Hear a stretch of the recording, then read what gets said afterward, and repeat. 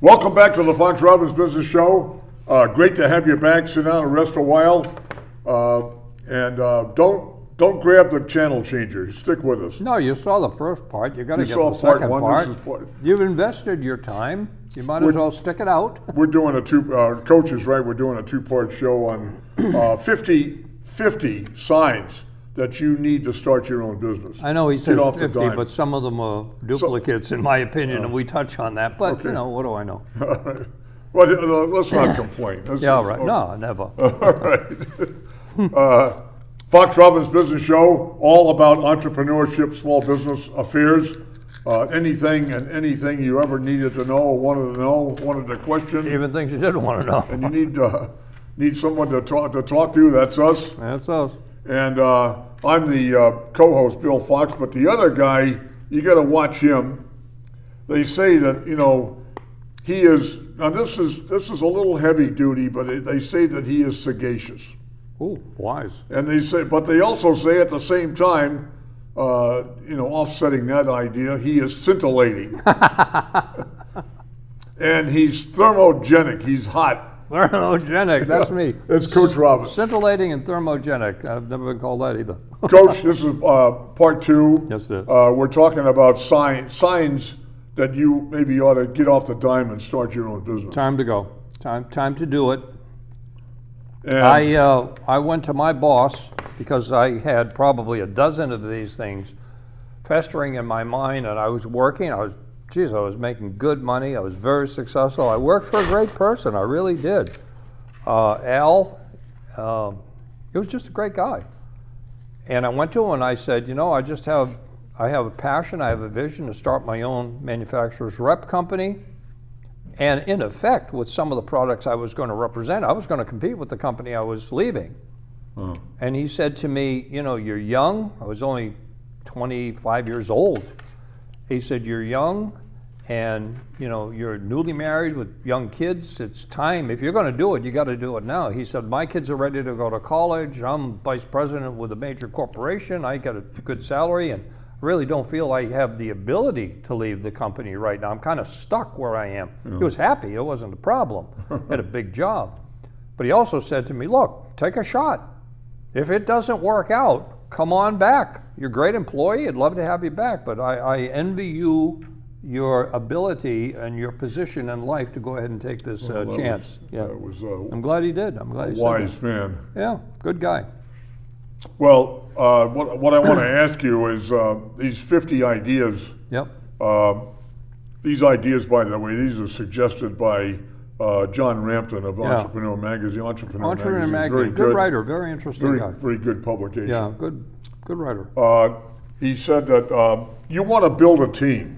Mm-hmm. That's your thinking, and the way you approach things is that you would be happy building a team. Yeah, you want it because let's face it. As one thing you say, I want to start my own business. That means does that mean you're a loner? Now it says you want to build a team. Is that contradictory or what? Not at all. Not at all. If you're a loner and you only want to work alone, you only got 2,000 hours a year that you can work. But if you want to build a company, an organization, and you want to give good people good jobs, then you build a team. And guess what else happens? You also make more money. Because now you're making money on hopefully every employee you hire. And you want to build a good team. Mm-hmm. I've said this 1,000 times. I probably have said it 25 times already this semester. Get the right people on the bus, get the wrong people off the bus. It's your decision, all right? If they're the wrong people, it's your company, and it's a real hard thing to do. Get them off the bus. But more importantly, if you spend time getting the right people on the bus and you build a great team, and I had suppliers and bankers come to me and say, gee, you got the best people in the whole industry. I said, yes, I do. I have the best, I treat them well, and I pay them well. And nobody can steal them from me because I want to keep them. They are the best. Build a good team. Building a team. The author also says you want to work for yourself. That's a little redundant. You want to be in control. That's it. Yeah. It's my company. It's my idea. I want to do things a little differently for the customer. I want to build a better mousetrap, so to speak. And the author says maybe what you want, what's motivating you. You want your name on the door. Well, that's the same thing as what he said in part one, and this is Yes. why I say there's a lot of redundancy in here. But again, I'm not picking on the author.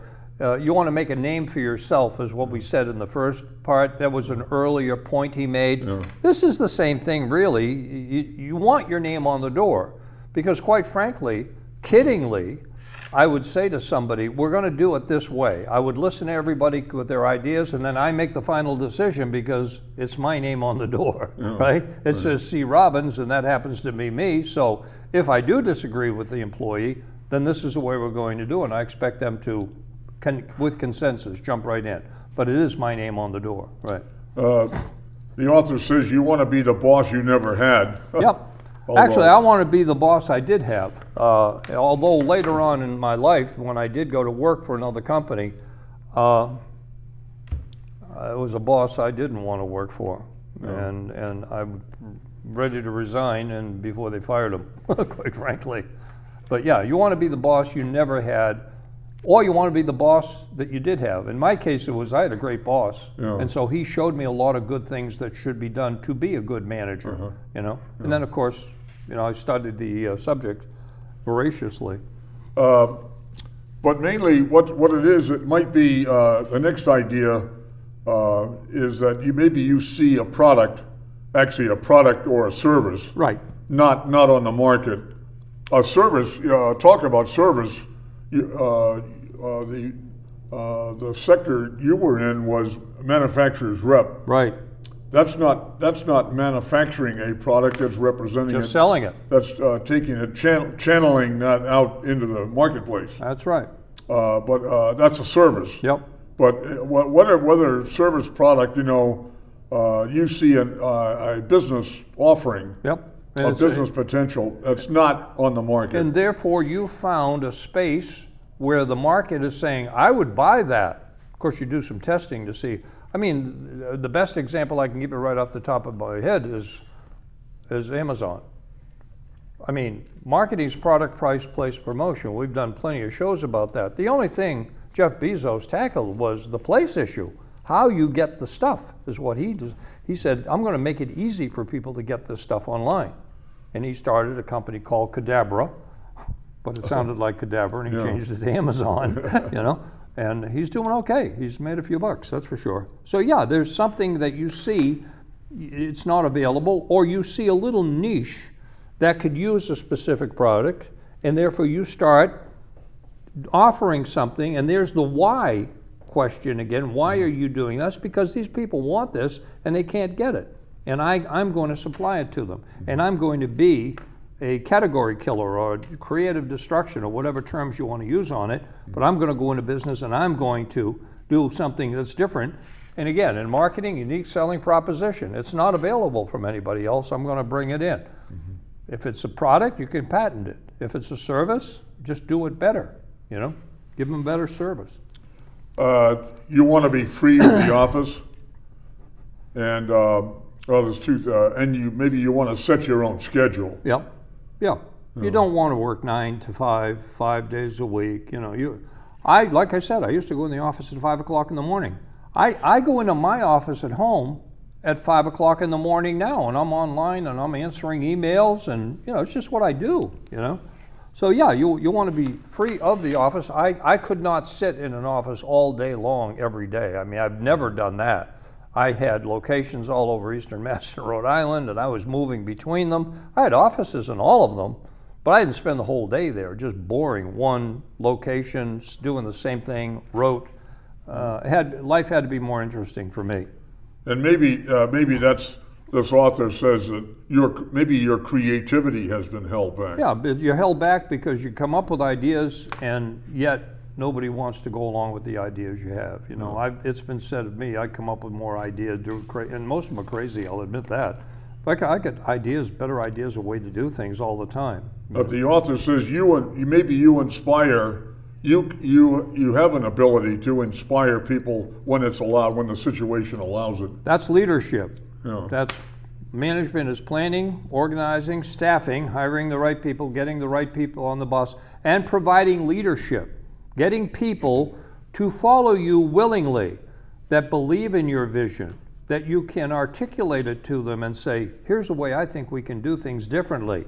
And they agree, and they jump on the bandwagon, your team jumps on the bandwagon, and off you go. And they're inspired, and they come to work early. I had people coming into work, we opened at 7 o'clock. I had people coming into work at 6 o'clock, having a cup of coffee, sitting there with their donut at the counter or whatever. A customer would know that somebody's there. If they had to go in a little early, they'd go in and they'd get waited on. They say, it's the only place in the world that says 7 o'clock on the door, but you got people there at 6:15, 6:30, willing to go. Maybe also, the author says maybe you want your family or people surrounding you to be proud of you. Yeah. That you've built your own business, that you and built something. You're your own person, you've done very well. I mean, naturally, you want to make money. I mean, I never, in spite of all the other things that are said here, I never didn't want to make money. I mean, quite frankly, I'm a capitalist. Yeah, I left a good paying job because for other reasons, but I still wanted to make money, and I wanted to make, good money, because let's face it, money makes the world go round. You were also, the author says you enjoy getting your hands dirty, so to speak. Oh, that's an old expression, but it means dig right in. Getting into the details if necessary. When a company is small enough, like when I bought one little electrical wholesaler, $1.3 million doing business, of course grew to $22 million. In the early stages, I was on the back dock loading stuff into the building, putting it on shelves, waiting on counters, I get my hands dirty. Naturally, when I had 100 employees in 6 locations, I couldn't be doing that. So I'm running the company, I really wasn't getting my hands dirty. But in the early stage, I enjoyed that stuff. I enjoyed being there with the other guys and working hard and staying after work and bringing the pipe in the building, if you will. All right? No higher sense of accomplishment than that. Absolutely, and saying to the guys, hey, I'm going to send down the street to the hot dog place. I'm going to get 48 hot dogs for dinner. And you seek a higher challenge. No doubt about it, Coach, that starting a business is the highest risk of all. Oh, yeah, it is a risk, yeah. I mean, compared to what? Well, there are other ways to get in business, like signing on and buying into a franchise thing. Yeah. That's a pathway. Not that that's not a risk. It's still a risk, but it's less of a risk. But it's more structured. support. It's structured. More structure and more it's support. more support, right. Or purchasing an existing business. Yeah, because then you can buy out somebody's already. Well, it's already there. All you've got to do is make it better, hopefully. Yeah. Right. But the author says, this thing, you know how to solve problems. Yep. You're not afraid of problems, or you know how to think. You know how to look at a situation and brainstorm ideas to realize, like Einstein said, if you got 20 minutes to solve a problem, spend the first 19 minutes identifying the problem, defining the problem. Don't solve the wrong problem. So if you're able to do that, you and your team are able to say, here's what's really wrong. Then it makes it quite easy to go ahead and come up with a fix. But you enjoy doing that. You enjoy improving. It's your own company. When you work for a bigger company, it takes, an act of God sometimes to get people to do things differently, to do them in a better way, right. Especially when the federal government or state government's involved. Oh. And I work for the University of Massachusetts. I got the federal government, I got the state government's public university. It takes an act of God to make a change sometimes. And it can be frustrating. Even though you know and they know, you're right, it would be better that way, but we'll never get it approved. You live on, the author says, you live on learning new ideas. Yep. It keeps your brain active. It keeps you healthy. It keeps you, oh, that's a great idea. Even if it fails, okay? Go back and do it the old way, but plan, organize, staff it, lead the thing, and then control it. Make sure, oh, this is what we're changing, and we think it's going to be better because of this. If it isn't, okay, just be aware that, okay, take the shot. It didn't work. Also, the author says you have a knack for something called multitasking. Yeah. You just said that a minute ago. Did you say about unloading the truck? Yep. And, counting inventory, then placing orders and pricing tickets. Be out in the counter talking to a customer. Right. Is that multitasking? That's that's multitasking individually. You're not doing them all at once. I think what the author's getting in here, that you're one person who doesn't collapse when you've got to juggle more than one thing. And when you're a small company, you are juggling, you are multitasking. You might be doing something, placing an order for something, or looking over invoices, doing something, and you're taking phone calls from customers at the same time because it's important that you take care of them. So when it's a small company, it's very amorphic. It's not nearly as structured as when the company becomes big. And of course, the more structured it gets, the more rules you need. The more rules you get, sometimes your hands are tied. You can't do things. Authors is suggesting also you don't have a fear of failure. Mm-hmm. I don't know. I question that. I mean, everybody. I think maybe your nervous circuits don't work if you don't have any fear. I mean, you got to be thinking about the potential for failure, and there's nothing wrong if you're going to fail fast. We say, and learn quickly. I mean, I've had a lot of little failures in my business career, and I just learned from them. And people say, "Gee, you've got so much experience." You know what I tell them? You mean scars, right? I mean, yeah, I've done things. I've done them wrong. I won't do it wrong a second time. But I wouldn't say you're unafraid of failure, in spite of the fact that you can handle it, and you know that internal locus of control is going to kick in, and you're going to somehow turn that failure into a success. And you see, the author says you see needs that can be fulfilled. Yep. That's back to. Again, he already said previously that you see an unmet want, need, or desire in the marketplace, or a niche that's not being served. It's the same thing. I mean, again, I think you could get this to top 30 things, because some of them are a little redundant for my taste, but we're doing it the way the author wrote it, and I'm not criticizing the author. If nothing else, you bring it up again, that you see something in the marketplace that's lacking, and you're going to go ahead and you're going to provide it for a certain target audience, segment, target, position your company, so that you're going after this particular audience with this minimum MVP, minimal viable product, and you're going to start your company and you're going to grow it from there, and nobody else is doing it. Doesn't mean nobody else is going to be doing it forever and a day. You come up with an idea, not everything's protectable. But at least if you're the first one in the market and you can become the de facto brand, you got a chance for survival. The author says you see that there's the needed talent is out there. Yep, the people that you want to hire, you want to grow with, are there. They're available to hire. Right. You're kind of fishing your way as just before you step out. And I knew who I wanted to work with. Every time I wanted to start a new location, I had a candidate pool, and I would, question them, talk to them, get to know them. Mm-hmm. And then the next thing you know, I hire a new general manager for the new store in this town. And then I go ahead and, open up the store with people, and competent people, and take good care of them. And you also, the author says, you feel that it is time to act. It's time. It's time to pull the trigger. It's time to go. The timing is right. Yeah. It's time to, let's go. Go for it. Like I said, I was 25, 26 years old, and I just knew the timing was right. And Al, my boss, said to me, "You're in a perfect place to go ahead and do this now. Because if you try to do it 20 years from now and you got kids ready to go to college, you got to have the job, you got to have the salary, you got to have the health care, Now's the time to pull it off, Now talk about, you mentioned the word money just a few minutes ago. Money's a big issue. But the author says you understand the tax incentives. Yep. What's he talking about there? Well, you can write a lot of things off on your business. You got a company car, for instance. You get to take people to lunch and talk business. Guess what? You're eating for free. It's eating on the company, right? Yeah. You pick up the tab, it's $40 for lunch, and you've got a customer with you. That's written off, That goes on the company bill. You're playing golf at the country club, and you bring 3 customers with you, or a supplier, or whatever.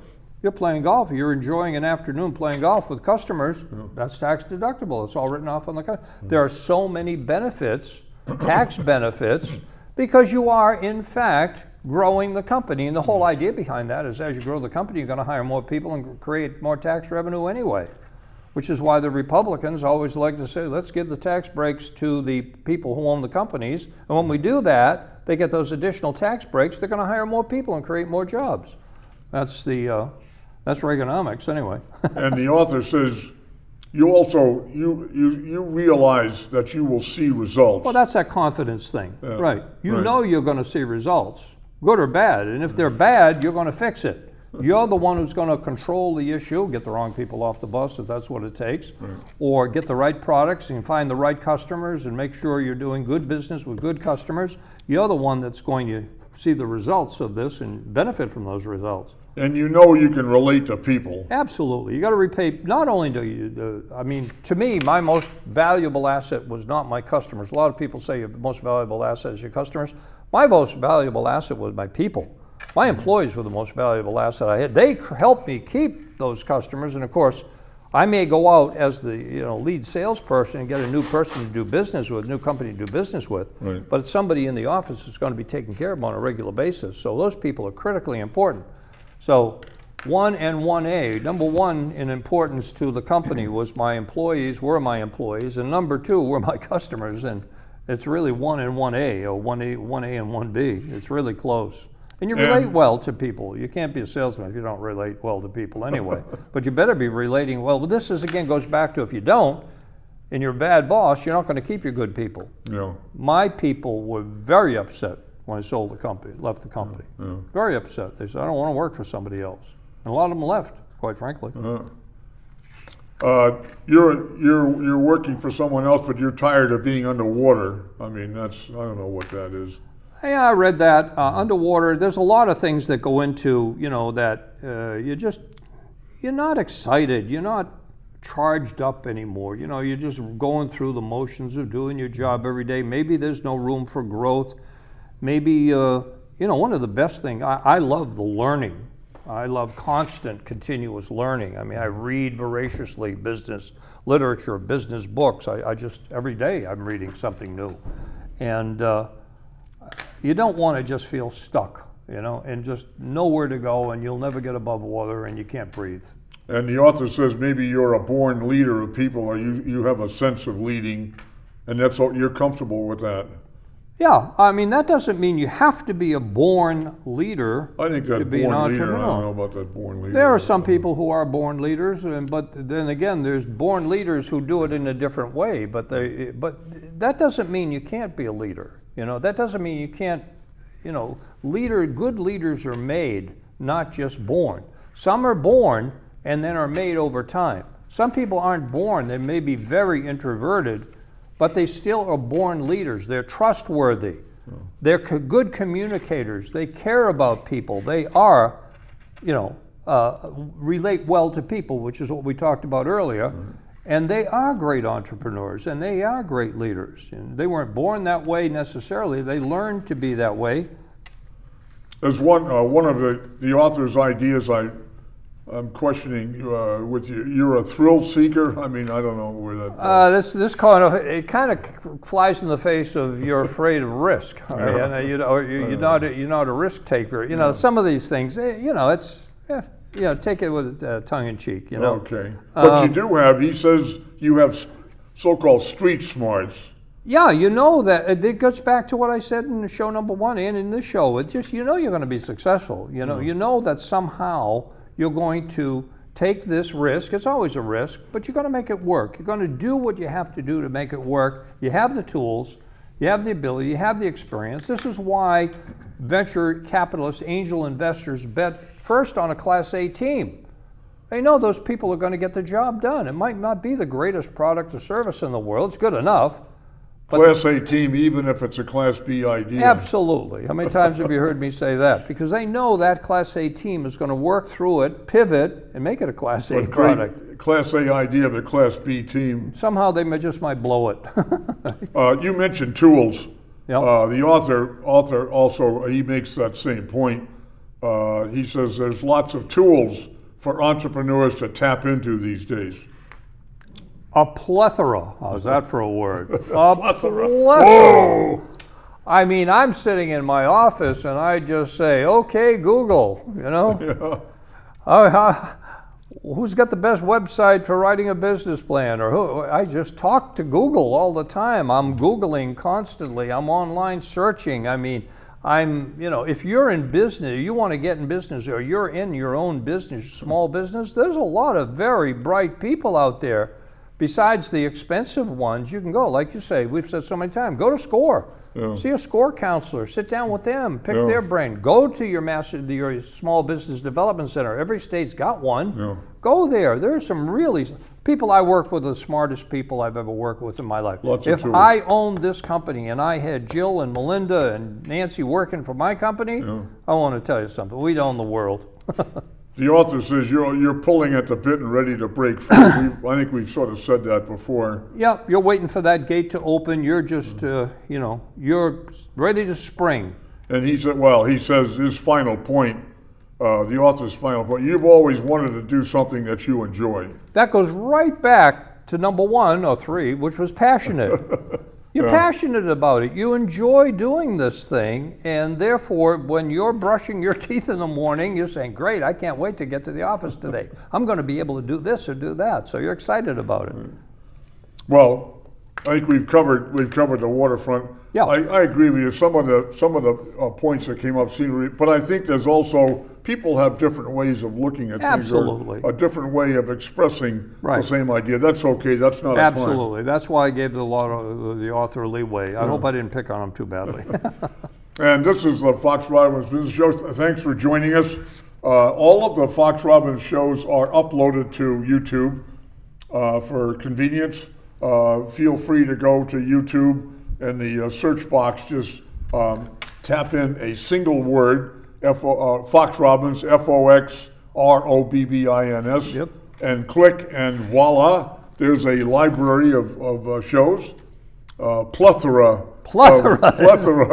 of shows. Only big word I know, I guess. Pick one that is of current interest, and that's one of the tools that's available today. You bet. And thank you for joining us, and we'll see you guys next time.